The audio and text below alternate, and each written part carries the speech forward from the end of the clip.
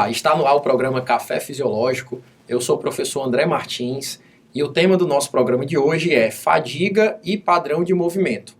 Para falar sobre esse tema, a gente está com o professor David Macena.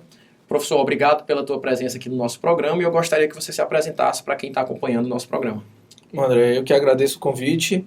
Eu sou o professor David Macena, sou fisioterapeuta e professor de educação física, venho ministrando cursos aí há mais de 10 anos pela Power Core Performance, tratando de temas relacionados ao movimento, como esse tema que nós vamos tratar com o professor André. David, eu te pergunto, quando a gente fala de padrão de movimento, qual que é a relação existente aí entre padrão de movimento e fadiga? Por que a gente vai abordar essa relação entre padrão de movimento e fadiga? A fadiga é um fator de risco importante devido à inibição do feedback proprioceptivo que ela causa, certo? Então, essa inibição desse feedback proprioceptivo leva a déficits relacionados à técnica de movimento, ao padrão de movimento, e isso leva a alguns riscos, ao aumento dos riscos de lesões em alguns esportes, principalmente nos que estão relacionados aí à corrida, como a gente vai tratar aqui. Nos esportes coletivos, como o futebol, que a gente vai conversar aqui, existem aí alguns fatores de risco descritos na literatura. Entre eles, momentos de mudança de direção, momentos de desaceleração, momentos de aterrissagem de salto, unidos ao aparecimento da fadiga. Isso aumenta consideravelmente os riscos de lesões nesses esportes. Você comentou aí sobre o feedback proprioceptivo, né? Essa relação do feedback proprioceptivo com o padrão de movimento está relacionado ao controle motor, ou seja, a minha capacidade de ter um padrão de movimento eficiente depende desse feedback proprioceptivo? Isso, quando a gente perde o feedback proprioceptivo, a gente tem aí um déficit de controle motor, um déficit de controle do movimento. Então, perdendo esse controle do movimento, a gente tem repercussões tanto na performance quanto nas questões relacionadas ao aparecimento de lesão. É por isso que dentro de uma partida, por exemplo, de futebol, é comum a gente ver um atleta se lesionando, por exemplo, ao final de uma partida, que é quando ele justamente está fadigado, perde esse feedback proprioceptivo, consequentemente está mais exposto aí a uma lesão. Isso. Bom, para falar, né, para contextualizar esse tema, o professor David trouxe aqui um artigo para a gente, que está aparecendo aí na tela para vocês, que é um artigo que vai relacionar a fadiga em jogadores de futebol, né, em sprints, né, em corridas de velocidade, e essa relação com a exposição de um fator de risco para lesão em isquios tibiais. David, por que tu trouxe esse trabalho? O que é que esse trabalho aqui ele teve como objetivo? O trabalho usou um protocolo multidirecional que é realizado em 90 minutos, que visa simular, a gente chama de SAFT 90, que visa simular uma partida de futebol, as exigências de uma partida de futebol com relação a questões metabólicas. E junto a isso, houve uma análise tridimensional do movimento, certo? Usou-se aí um sistema de 3 câmeras que avaliou de forma clara a cinemática do movimento dentro desse período do teste, né? Dentro dos 90 minutos previstos para o teste. Então, eles basicamente pegaram esses jogadores, realizaram um teste cinemático para avaliar essa técnica da corrida, depois submeteram esses jogadores a esse protocolo que você está falando, induziram a fadiga neles e depois reproduziram novamente a avaliação, né? Fizeram mais uma vez o teste para ver a influência dessa fadiga, né, no padrão de movimento especificamente da corrida. A gente vê aqui nos resultados desse trabalho, né, na figura 2, tanto a figura A quanto a B, que o que eles avaliaram foi a relação aí entre o ângulo de movimento do quadril e o ângulo de movimento do joelho, ou seja, essa relação entre flexão e extensão, tanto do movimento da articulação do quadril quanto do joelho. Eu te pergunto, por que analisa-se, né, essas duas articulações e a relação entre ângulo de quadril e ângulo de joelho? Essa relação do ângulo combinado, né, entre a flexão do quadril e a extensão do joelho, ela tem uma influência muito forte do posicionamento da pelve, certo? A pelve na corrida, o ideal é que ela se mantenha em posição neutra. Uma pelve posterior leva o isquiotibial a um fenômeno que a gente chama de slack, ou frouxidão, certo? Isso diminui a capacidade do isquiotibial de transmitir tensão. Então, reduz aí a capacidade de transmissão da força de reação do solo dentro de uma cadeia cinética, certo? Então, isso é uma repercussão ruim para a técnica e que tem repercussões clínicas importantes, certo? Isso vindo do posicionamento posterior da pelve. O posicionamento anterior também não é bom, certo? O posicionamento anterior leva a uma relação comprimento-tensão prejudicada dos músculos anteriores, e isso diminui a capacidade desses músculos de gerar força e potência. E com isso a gente tem aí um déficit na flexão do quadril, que influencia diretamente nesse ângulo estudado aí pelo trabalho que nós estamos discutindo. Quando a gente vê a figura 3, né, o pessoal está vendo a figura aparecendo aí no vídeo, a gente vê dois gráficos, né, o gráfico A e o gráfico B. O gráfico A, ele mostra aí a relação, né, entre a flexão do quadril e a extensão do joelho.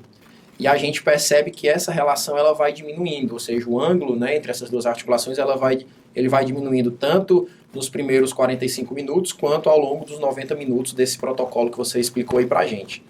E na figura B a gente mostra o ângulo de extensão do quadril e a flexão do joelho, que a gente vê também que há uma queda, ou seja, essa relação entre esses ângulos, né, dessas duas articulações diminui. Então, como você comentou pra gente, você ter uma redução dessa relação desses ângulos influencia principalmente no posicionamento da pelve, né, gerando assim um comprometimento desse padrão de movimento. Isso, você vê aí nos dois gráficos, dois momentos diferentes do ciclo da corrida, um com a flexão do quadril, outro com a extensão do quadril, e ambos são diretamente influenciados pelo posicionamento da pelve, pela sua condição de manter a pelve em posição neutra. E isso está diretamente ligado a como você treina, certo? Como você consegue transferir adaptações de um treinamento de força ou de um treinamento da técnica para o momento da competição, para o gesto da competição. Quando a gente vê a figura 5, a gente consegue ver como que ficou aí, né, o posicionamento dos membros, né, o posicionamento da pelve, o posicionamento dessas articulações que o trabalho avaliou. Nessa figura 5, a figura A, a gente vê aí na linha pontilhada o indivíduo fadigado, ou seja, a avaliação feita quando o indivíduo estava fadigado, e a linha contínua a gente vê quando o indivíduo ele não estava fadigado. A gente percebe que o indivíduo que estava fadigado, durante essa fase da corrida, ele tem um posicionamento mais posterior desse membro, né? Aí eu te pergunto, o que isso influencia nessa técnica, nesse padrão de movimento da corrida? Você tem aí um momento importante do ciclo da corrida na figura A, que é o toe-off, certo? A fase de impulsão. Esse momento aí é o final da fase de apoio da corrida. E isso é extremamente importante, porque o que acontece aí no toe-off normalmente decide as repercussões que isso vai ter no restante do ciclo da corrida.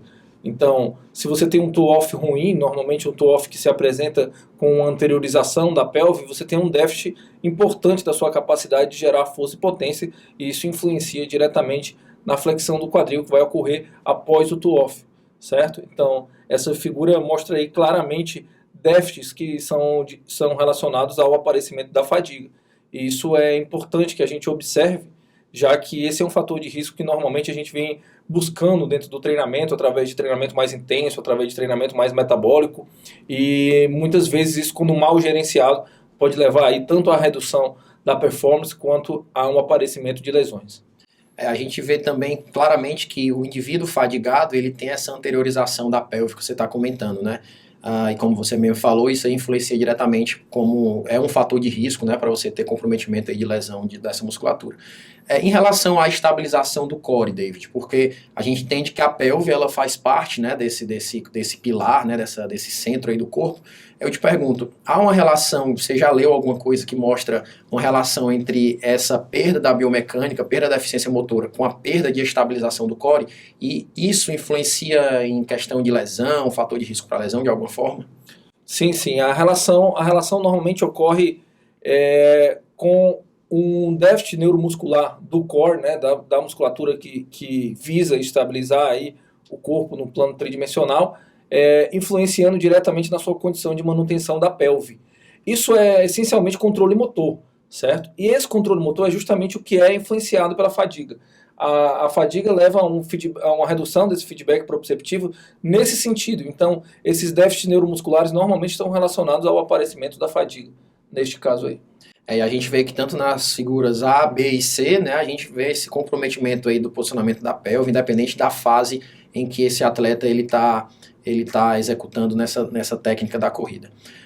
Então, se eu estou pensando se eu sou um treinador de um corredor, enfim, eu treino uma equipe que tem esse gesto motor da corrida, além de eu prevenir, além de eu retardar o aparecimento da fadiga, como que eu posso melhorar isso? Porque pensando que isso é um fator de risco para lesão, se eu consigo treinar um atleta onde ele consegue melhorar esse posicionamento da pelve, né, esse posicionamento das pernas, isso aí, consequentemente, retardaria a fadiga, consequentemente, iria expor menos aquele atleta à lesão.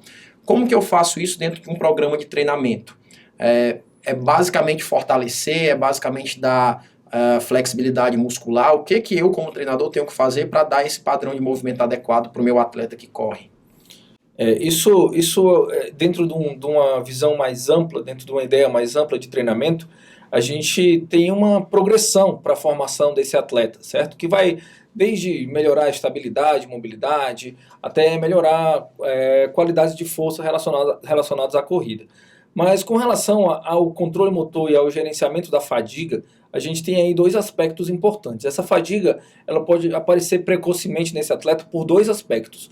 Um, pela ineficiência de movimento, isso leva a um custo maior para o movimento, certo? E isso é trabalhado normalmente em sessões de técnica, com o aprimoramento da técnica, com exercícios específicos para melhorar pontos específicos dessa técnica. E o outro fator é uma redução da sua condição da sua condição metabólica, da sua condição cardiovascular, cardiorrespiratória, certo? Isso também pode levar ao aparecimento da fadiga precoce. Então a gente tem que levar em consideração esses dois aspectos. Será que essa fadiga está aparecendo precocemente por um movimento ineficiente, por um déficit da técnica de movimento, ou a técnica é boa, mas a condição metabólica, a condição cardiorrespiratória é ruim? Certo? São dois aspectos que a gente tem que considerar dentro de um programa de treinamento, visando retardar o aparecimento dessa fadiga e visando minimizar ao máximo possível essas interferências da fadiga dentro de um padrão de movimento correto, de um padrão de movimento eficiente para gerar boa performance e eficiente para reduzir os riscos de lesão desse atleta. Para a gente finalizar, David, eu queria só fazer duas perguntas bem rápidas aqui para ti. A primeira é relacionando ao praticante, a quem está fazendo o movimento. Aqui a gente está vendo atletas de futebol, que teoricamente são pessoas que possuem mais força, são mais resistentes à fadiga, mais condicionados. Isso poderia se aplicar também a uma pessoa que não é atleta, aquele praticante de fim de semana, que vai correr ali na praia. Ele também está passível a sofrer essa perda de eficiência motora em decorrência da fadiga? Sim, André, isso é um fator importante da gente considerar, porque independente de você ser atleta de alto rendimento ou não, quando você pratica lá o seu esporte de forma recreativa, você pratica aquele esporte na máxima intensidade que você consegue realizar. Ninguém quer perder o rachinha do final de semana lá. Se você está jogando é porque você quer ganhar, porque você quer estar ali participando de forma vencedora daquele evento, mesmo que ele seja um evento recreativo. Então, a mesma análise que a gente faz para o atleta de alto rendimento, que dá tudo que ele tem ali, dá toda a sua condição física naquele jogo importante, naquela final de campeonato, a gente faz essa mesma análise para quem está jogando aquele rachinha de final de semana, que também dá tudo que tem, certo? As condições são diferentes, mas as repercussões fisiológicas, as repercussões dentro do padrão de movimento são iguais ou são ainda mais graves, já que esse atleta do final de semana não tem um padrão de movimento, um trabalho de padrão de movimento tão interessante como tem um atleta profissional, como tem um atleta de alto rendimento. E nenhuma base neuromuscular como o atleta tem claro. também, né? E a última coisa que eu queria saber, David, assim, agora não pensando no atleta, no indivíduo, mas pensando na modalidade, né? A gente está vendo aqui que o que foi avaliado foi o padrão da corrida, que teoricamente é um padrão motor simples. Quais que seriam as repercussões disso em algum padrão motor mais complexo do que uma corrida, por exemplo? Isso é agravado, ou seja, a exposição ao fator de risco ela se agrava muito mais quando eu estou fazendo um padrão motor que não é tão simples quanto o gesto de correr? Sim, quanto mais complexo é o movimento, maior é a influência desse feedback, maior a importância desse feedback proprioceptivo, né? Então, a quantidade de informações necessárias para se projetar um movimento de alta complexidade são bem maiores do que para um movimento mais simples, como é o caso da corrida aqui. Então, quanto mais complexo é o gesto, mais complicado fica essa relação entre fadiga e padrão de movimento. E essa complexidade está relacionada com a necessidade desse feedback proprioceptivo, ou seja, quanto mais feedback proprioceptivo o sistema exige mais complexo esse movimento? Sim, sim. O movimento tem como ponto de partida, aí para que se consiga aprender o movimento, para que se consiga controlar esse movimento, a percepção, a ideia perceptiva, a ideia sensorial, certo? Então, quanto mais informações sensoriais são necessárias dentro de um gesto motor, mais difícil é controlar esse gesto. Então, a gente tem aí um agravante com relação à importância do feedback proprioceptivo no controle do movimento e no aparecimento de lesões. Bacana, eu espero que vocês tenham gostado da nossa conversa, né? Eu agradeço mais uma vez a sua participação aqui, David. Se você gostou aí do nosso programa, se você gostou do que você ouviu, dá uma curtida aí no nosso vídeo, dá uma curtida no nosso canal, se inscreve no nosso canal, né?